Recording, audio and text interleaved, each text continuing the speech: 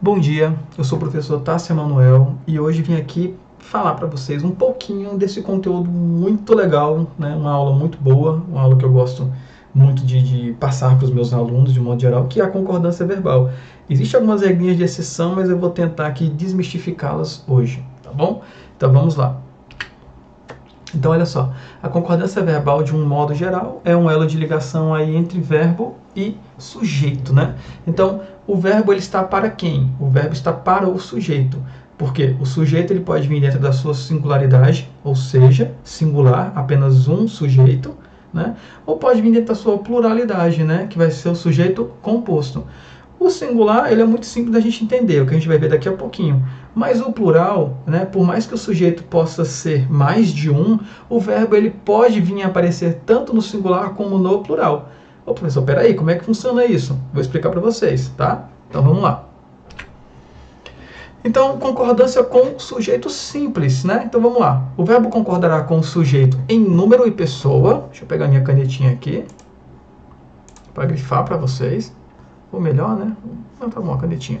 Então, em número e pessoa. Então, ele vai concordar em número, ele vai concordar em pessoa, tá? Então, o verbo ele vai concordará com o sujeito em número e pessoa. Mesmo que esse sujeito ele apareça em qualquer ponto dentro da oração. Né? Então, você vai identificar ali o verbo. E você vai ver que o sujeito está lá no final da oração. Ou o sujeito está antes do verbo, ou o sujeito está depois do verbo. Independente, galera. Independente de onde aparecer o sujeito, tá? Vai haver uma relação de concordância entre os dois, tá bom? Então, concordância com sujeito simples é fácil. Olha o exemplo. Nós fomos estudar na casa de Maria, né? Então, vocês percebam aqui que primeiro apareceu quem? O sujeito, né? Nós, certo? E logo em seguida veio o verbo, fomos. Então, nós fomos estudar na casa de Maria. Ah, não vai ter uma relação de concordância porque o sujeito veio antes do verbo? Não, aqui já tem a relação de concordância, a frase está certinha, tá bom? No segundo exemplo, fomos nós que ajudamos o rapaz.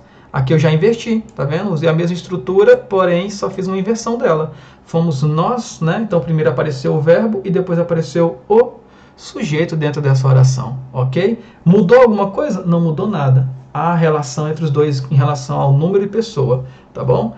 Terceiro exemplo, sumia na estrada poeirenta a última boiada da fazenda. Boiada, vejam aqui que boiada, apesar de representar uma coletividade, né, em relação aos bois, né, a boiada é uma estrutura que apresenta-se no singular, é uma boiada. Se está no singular, o verbo também está lá no singular, tá vendo aqui, ó, em número e pessoa, tá vendo aí? Então, ela vai ter essa correlação. Ah, está na primeira pessoa, está na segunda pessoa, terceira, singular é plural. Se for sujeito simples, independente de onde o sujeito apareça, ele vai sempre manter uma relação de concordância com o verbo. Ok? Então, aqui é tranquilo, fácil demais. Aqui só uma observação que eu coloquei para o final. Ou seja, não importa a ordem que esse sujeito apareça, o verbo sempre vai concordar com o núcleo desse sujeito. Então, vamos lá. Agora, quando a gente fala de sujeito composto, o sujeito composto tem as particularidades, ok? Então, regra geral, sujeito composto antes do verbo. Olha só, quando eu falo de sujeito composto antes do verbo, é porque vai ter o sujeito composto depois do verbo também, tá bom? Então, o sujeito composto antes do verbo, sempre o verbo no plural. Então, essa aqui é uma regra geral, é uma regrinha universal, para que a gente entenda. Então, essa primeira parte do sujeito composto também é muito fácil. Olha só. Sujeito composto antes do verbo, né? Sempre verbo no plural. Então vamos lá. João e Carlos deslizaram na pista. Então, João e Carlos são o quê? São o meu sujeito composto. Eles vieram depois? Não, eles vieram antes do verbo deslizar, né? Deslizaram. Então, como aqui é João e Carlos, tá vendo aqui? Tem que haver a relação de número e pessoa, né? Então, de pessoa, João e Carlos, eles fizeram o quê? Deslizaram. Aí a relação acontece assim, tá bom? Então, se o sujeito composto vier antes, o verbo vai estar sempre no plural, concordando com esse sujeito, tá bom? Continuando aqui. Agora, casos especiais. O verbo pode ficar no singular em dois casos. O primeiro caso é quando houver uma relação de sinônimos, tá? Então, sinônimos para palavras ali semelhantes, né, ou parecida, uma parecida com a outra. Então, é uma relação de semelhança entre as palavras. Quando tiver essa relação de sinônimo, a minha estrutura, no caso, a minha relação de concordância entre sujeito e verbo, ela pode ser, o verbo ele pode ficar tanto no singular como no plural. Também pode acontecer isso, o verbo também pode ficar no singular e no plural se formar uma enumeração gradativa, que é uma sequência de ideias, né? Uma ordem gradativa, 1, 2, 3, né? Então, quando houver essa relação gradativa e quando houver essa relação de sinônimos, o meu verbo pode ficar tanto no singular como no plural. Vamos ver aqui na prática como funciona. Então, relação de sinônimo. Então, sinônimo, né? Palavra que tem significados iguais ou semelhantes. Vamos lá. A paz e a tranquilidade envolveram-no. A paz e a tranquilidade tem uma relação de sinônimo? Sim. A paz e a tranquilidade é o sujeito da oração, né? Então, o sujeito composto é um sujeito composto. Então, por ser composto, obrigatoriamente a gente sentia aquela necessidade de colocar o verbo no plural, não é isso? Tá errado? Tá certo. Olha lá, ó. A paz e a tranquilidade envolveram-no. Está também no plural, certinho? Agora, se eu colocar também no singular, está certo, ok? Relação de sinônimo, você pode fazer isso. Então, a paz e a tranquilidade envolveu-o, certinho? Então, a paz e a tranquilidade envolveu o verbo no singular. Porém, o sujeito é composto, porque tem uma relação de sinônimo. Por quê? Porque a paz pode ter envolvido ele, né, o sujeito, ou apenas a tranquilidade, como também os dois podem ter envolvido esse sujeito aqui dentro dessa oração. Ok? Então, ou um ou outro vai estar correto. Perfeito? Ideia gradativa. Ideia gradativa, uma sequência de ideias, uma ordem sequencial, uma ordem numérica, para mais ou para menos. Ok? Então vamos lá. Exemplo, angústia. Olha a ideia gradativa aí, ó. Angústia, a inquietação, o desespero. Temos 3 sujeitos, né? Então, o meu verbo tem que estar no plural também. Olha lá, o dominaram. A angústia, a inquietação, o desespero, o dominaram. Como também eu posso colocar no singular, se aparecer assim com a ideia gradativa. A angústia, a inquietação, o desespero, o dominou. Tá bom? Então, o que dominou? Foi a angústia? Foi a inquietação? Foi o desespero? Ou os 3 o dominaram? Certinho? Então, pode ser tanto no singular como no plural que está correto. Mas tem que ter o quê? Uma ideia gradativa. Tem que passar o quê? Uma relação de sinônimo. Perfeito? Agora, sujeito composto depois do verbo. A gente estava falando antes do verbo, a gente vai falar depois do verbo. Tá bom? Então, no modo geral, uma observação aqui. Quando o sujeito composto estiver depois do verbo, este mesmo verbo poderá concordar com o sujeito mais próximo ou generalizar o plural. Simples. A gente pensa assim, foi ao parque de diversão o filho, a mãe e o pai. Você sente a obrigação de colocar o verbo aqui, ó, olha só, o foi no plural, né? Você pensa assim, nossa, obrigatoriamente eu tenho que colocar ele no plural. Por quê? Porque foi ao parque de diversão o filho, a mãe e o pai. Não é isso? Sim, mas a relação existente aqui, ela pode ser no plural, ou a relação existente aqui, ela pode ser no singular também. Exemplo, o filho está tendo uma relação de proximidade. Olha só, o sujeito mais próximo. Quem é o sujeito mais próximo? O filho. Então, a frase não está errada, a oração não está errada. O foi, ele está fazendo uma relação apenas ao filho. Tá bom? Se eu colocar aqui, foram ao parque de diversão, o filho, a mãe e o pai, aí eu estou fazendo uma relação aos dois. Então, você pode colocar aqui o verbo tanto no singular como no plural. Isso vai acontecer quando o sujeito composto vier depois do verbo, tá bom? Então, lembra direitinho aqui, ó. Depois do verbo. Antes do verbo, aqueles casos que a gente acabou de ver. Depois do verbo é esse aqui. Depois do verbo é a relação de proximidade, tá bom? Belezinha? Então, foi ao parque de diversão, o filho, a mãe e o pai. Quem está mais próximo? Qual o sujeito que está mais próximo do verbo? O filho. Então, aquele verbo ali, ele pode aparecer tanto no singular como no plural, que estaria correto a sentença.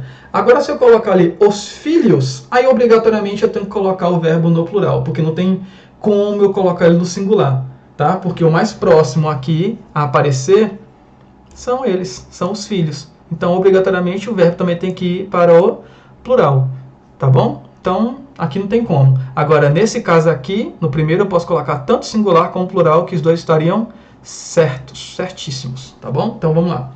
Observação. Verbo na terceira pessoa do singular ou plural concordam com o sujeito mais próximo, tá bom? Então, o filho aí é o sujeito mais próximo e ele está concordando aí, e por isso que ele está no singular, por isso que está ali foi e não foram.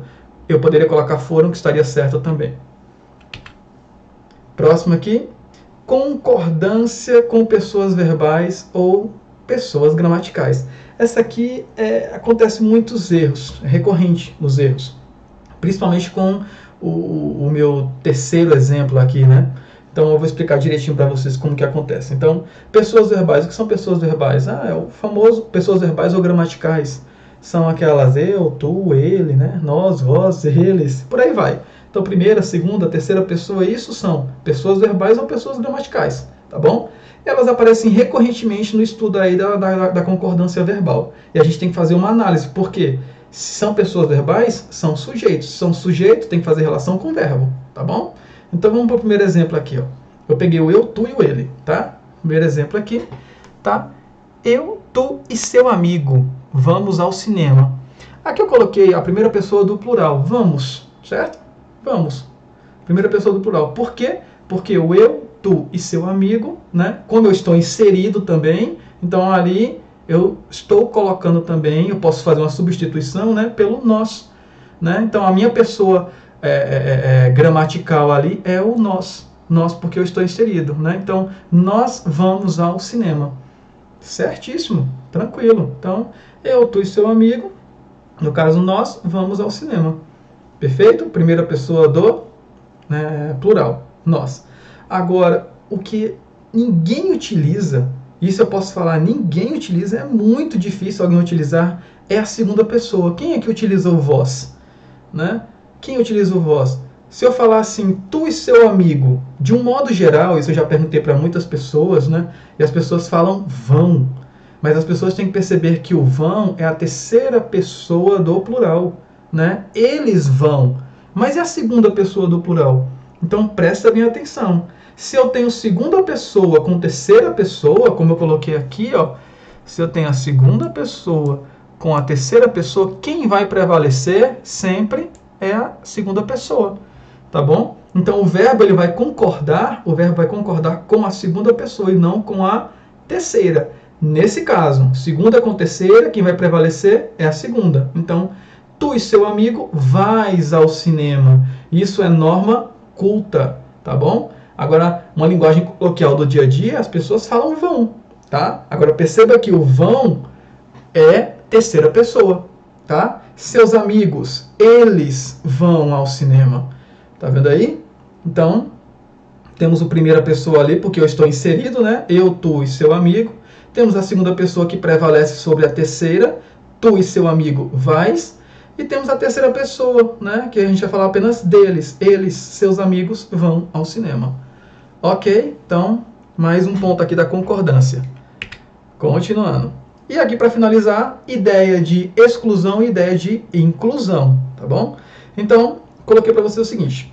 Quando os núcleos do sujeito vierem ligados pela conjunção ou, o verbo ficará no singular se houver exclusão. Então, deixa eu grifar aqui para vocês, ó. Singular é quando houver uma ideia de exclusão. Então, presta bem atenção. O verbo ele vai ficar no singular quando passar uma ideia de exclusão.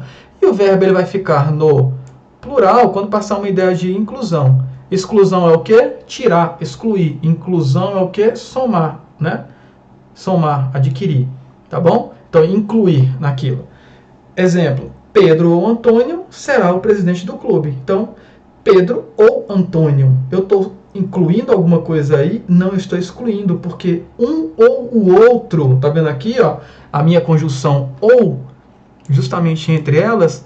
Então, esse ou aqui não está passando uma ideia de inclusão, e sim de exclusão. Se é uma ideia de exclusão, o verbo vai estar no singular. Então, será o presidente do clube, porque um ou outro que será o presidente do clube. Agora, mamão ou laranja fazem bem à saúde. Por que aqui está no plural? Por que o fazem está no plural? Porque quem faz bem à saúde? Mamão e laranja. Então, os dois fazem bem à saúde. Ok? Então, a ideia do mamão e da laranja são exatamente de inclusão em relação à saúde. Ok? Então, assim, mamão ou laranja fazem bem à saúde. Ideia de inclusão, verbo no plural. Pedro ou Antônio será o presidente do clube. Ideia de exclusão, porque um ou outro será o presidente do clube. Verbo no singular. Ok? Facinho demais, né? E a gente se despede por aqui, tá bom? Então, a gente precisa de mais uma aula para poder conseguir finalizar aí as particularidades, que são muitas particularidades dentro do estudo da concordância verbal, mas eu agradeço a oportunidade, agradeço aí pela aula, tá bom? Muito obrigado e até a nossa próxima aula. Tchau, tchau.